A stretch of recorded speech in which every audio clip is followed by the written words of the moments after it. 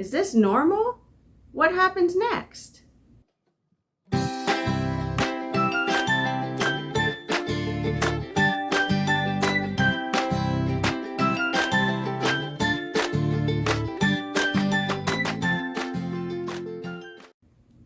Hi, welcome to Child Boom. Today, I'm going to be doing a little continuation from my last video on things to avoid while pregnant. I'll also be sharing a few of your prenatal appointments to expect and a few common concerns to watch out for. And at the end, I'm going to be sharing a few of my favorite items that I had during pregnancy. First on the list is hot tubs and baths. Hot tubs are typically set to be at about 104 degrees. You want to limit your use to 10 minutes or less so that you aren't overheating your body and your baby as well. Another option would be to sit on the edge of the hot tub with just your legs and feet in so that it's not getting to the core of your body and raising your temperature. You don't want it to go over 101 degrees of your internal body temperature. If you'd like to take a bath, as long as it's not scalding hot, it should be safe for you. Unlike hot tubs, the bath water cools down over time. One of my favorite things to do was to take a nice warm bath with a glass of sparkling cider. And it was a great way for me to relax and to ease some of the aches and pains that I was feeling during my pregnancy. Next is lifting heavy objects. With your growing belly, your center of gravity shifts forward. If you must lift something and there's no one around that can help you, make sure that you're using your knees, not your back, and be sure to keep the item close to your body. For the same reason, if you have stairs either at home or in your workplace, make sure that you're using the handrail so that you aren't losing your balance while you're going up or down the stairs. If you're like us and you have cats at home who use a litter box, now's the time to get your partner or someone else in your home to clean it for you. If you have outdoor cats who hunt and eat prey, they are at risk of getting toxoplasmosis. It's excreted in their feces and it can be passed to you if precautions aren't taken. If no one else is available to clean the litter box or they just don't want to, make sure that you're using gloves and to wash your hands thoroughly after you're done. Toxoplasmosis can also be contracted through outdoor gardening,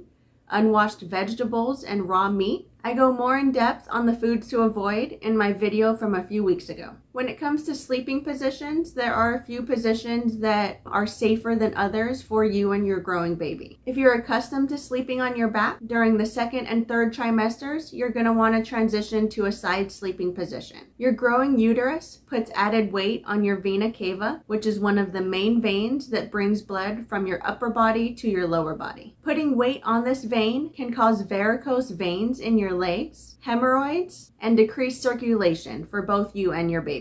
If you're a stomach sleeper, that position is safe as long as it's comfortable for you. As you progress in your pregnancy, your growing belly and tender breasts might make it a little uncomfortable to continue sleeping on your stomach. There are various pregnancy pillows and wedges that you can use to help you to stay on your side and not to roll over onto your back while you're sleeping. If you do find yourself rolling over and waking up on your back, don't worry, that's okay. Just try to get yourself into a safe position as soon as you're awake. I did a lot of research on different pregnancy pillows, and the one that I chose, I ended up loving it so much, I continued using it even months after birth. And I wasn't the only one who loved it. As you can see, that became my cat's new favorite sleeping place. During pregnancy, your doctor or midwife will be monitoring your weight and your weight gain throughout your pregnancy. The recommended weight gain depends on your starting weight and your BMI. If you're in a normal range, the average weight gain recommended is about 25 to 35 pounds. Typically, in the first trimester, you'll gain about 2 to 4 pounds, and after that, in the second and third trimester, you typically gain about 1 pound per week. In my pregnancy, I actually gained a total of 43 pounds. My doctor was constantly reminding me to eat healthy and to exercise, which I tried to do as much as possible during my pregnancy. When it comes to food and cravings, make sure to limit some of the foods that you know are bad or unhealthy for you. I was always hungry and I was working full time, so I tried to prepare my meals ahead of time and I would bring my lunch and my snacks with me to work. My biggest craving that I had during pregnancy was fruit, which doesn't seem so bad. Fruit and protein smoothies were my go-to for breakfast. But I also fulfilled that fruit craving with unhealthy candy and sugary cereals. For our work Christmas party, I was given this big bag of gummy worms. I believe it was a 5-pound bag. And I hate to admit, but within about a few weeks, that bag was gone. Another way to help keep down the weight gain is to get some exercise. Anything that you did pre-pregnancy is still considered safe once you are pregnant. If you were like me and not very active, then just try to find ways to incorporate movement and activity into your daily lifestyle. That could be going for a walk, taking the stairs instead of the elevator, and parking further away when you go to the grocery store. I actually found some videos on YouTube for prenatal yoga that I did a few times in our bedroom when I just didn't feel like going outside or if it was late at night. It was an easy way to help me relax and to get some activity in. Now I'm going to transition into something a little more serious and go over the prenatal visits that you'll be having throughout your pregnancy and also some common concerns to keep an eye out for. One of the most important and also probably one of your longest appointments will be the nuchal translucency ultrasound, also known as the NT scan. This must be done between weeks 11 and 13 of your pregnancy. It can determine chromosomal abnormalities and disorders such as Down syndrome, which is the most common. Down syndrome is when you have an extra 21st chromosome. Some more severe disorders such as trisomy 13, which is having an extra 13th chromosome, and trisomy 18, which is having an extra 18th chromosome. During your ultrasound appointment, the technician will do an abdominal ultrasound and be measuring the fluid on the back of your baby's neck. Prior to my appointment, I was told to drink lots of fluid and not to go to the bathroom until after the appointment was done. This helps to raise your uterus and to allow the technician to get a more clear ultrasound of your baby. Based on the results from this scan,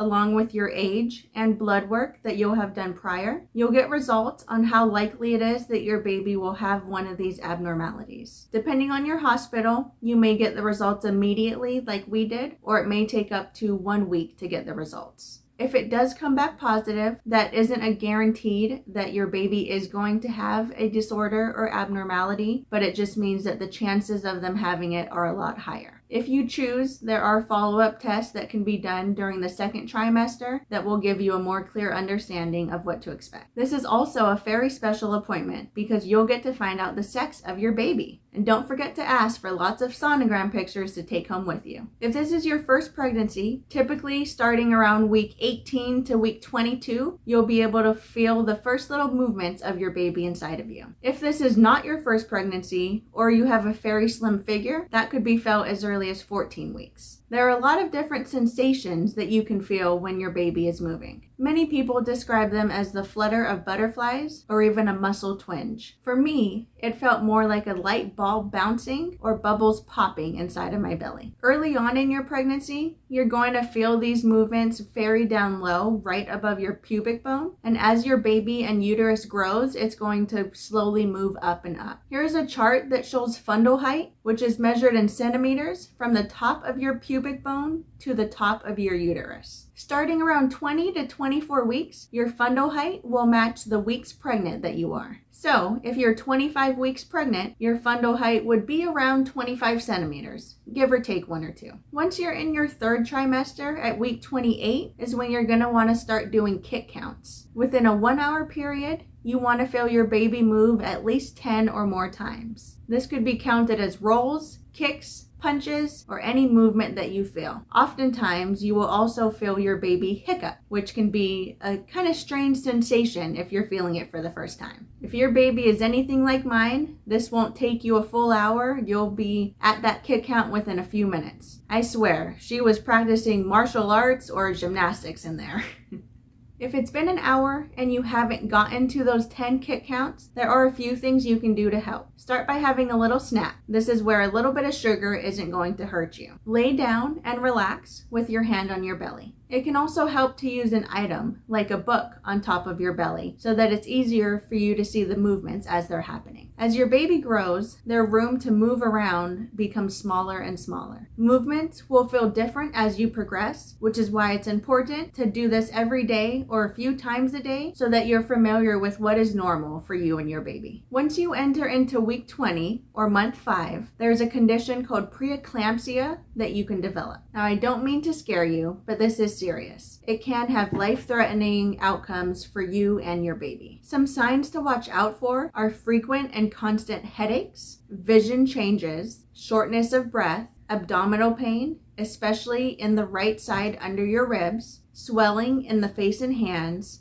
and sudden weight gain. At each of your prenatal visits, your doctor or midwife will be taking your weight, pulse, and blood pressure. It's important that you attend all of these appointments so that if any issues do arise, it can be caught and treated early on. There were even a few times towards the end of my pregnancy that I went down to CVS and used one of their blood monitor machines just to give myself peace of mind. There were a few times that the results did come back a little bit higher than normal for me, so I decided to just give the advice nurse a call and find out if I needed to come in or what my next steps should be. She recommended that I take some Tylenol and rest if I can, check back in a few hours and see if my blood pressure had changed. So after doing exactly that, I went back and redid my blood pressure and it came back perfectly fine. I think a lot of times you can get in your head and psych yourself up a little bit, and that can also elevate your pulse and blood pressure as well. The last concern I want to talk about is gestational diabetes. So whether you have diabetes or not, this can affect anyone, but it is something that goes away after you give birth. During weeks 24 to 28, you'll take a glucose tolerance test. There's a small bottle that you'll drink, similar to Kool-Aid or a really sugary soda. When I was at the lab, I actually had to stand at the counter and drink it in front of the technician before I was able to go and have a seat. After you finish the drink, you'll sit in the waiting room for 1 hour and then go and get your blood drawn. For me, I wasn't allowed to leave the waiting room, so make sure that you bring a good book or game or have your phone fully charged so that you can stay occupied during this time. If the test comes back negative, you're done. If it's positive, you'll need to come back for a fasting glucose test. During this test, you're going to fast at least 12 hours prior, take the drink again, and then your blood is going to be drawn after 1, 2, and 3 hours. If it's positive again, you'll work closely with your doctor on a plan. Usually, just small changes to your diet and exercise are enough to keep it under control until you give birth. In more severe cases, medication may be needed, but again, this is something that once you give birth is no longer a concern. All right, so moving away from some of that serious stuff, now I would like to share with you some of my favorite pregnancy items that helped me get through my pregnancy. Earlier, I mentioned a pregnancy pillow to help with your sleeping positions. There are many different ones available, but this one was my favorite. Just to be warned though, you may need to upgrade your bed to accommodate for you, your partner, your animals if you have any, and your new pillow. For us, we went from a queen to a king size bed. As your breasts and belly get bigger, your normal clothes don't fit the way they used to anymore. I took a trip to the thrift store and my husband patiently waited in the car for me to finish my shopping. Since I would only be wearing these clothes for a few months, I didn't want to pay full price, which is why I decided to go to a thrift store, and I also found a few consignment stores and events that had clothes as well. One of the events that we really liked was by Just Between Friends. They have locations all over the US and they have pregnancy items, baby clothes, baby toys, strollers, cribs, basically anything that you can think of that you would need from pregnancy through raising your child. The two main things that I did want to buy new though were new leggings and new bras. At least for me, underwire bras became very uncomfortable for me to wear. A nice comfortable nursing bra is great during pregnancy and is also something that can be used after you give birth.